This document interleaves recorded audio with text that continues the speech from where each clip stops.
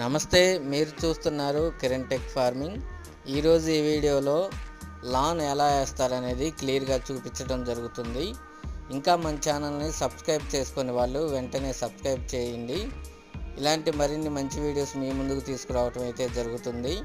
ఇంకా స్ప్రింక్లర్స్కి సంబంధించి ఈ లాన్కి కానీ స్ప్రింక్లర్స్ సెట్ చేయడానికి అన్ని రకాల స్ప్రింక్లర్స్ మన దగ్గర అవైలబుల్గా ఉంటాయండి.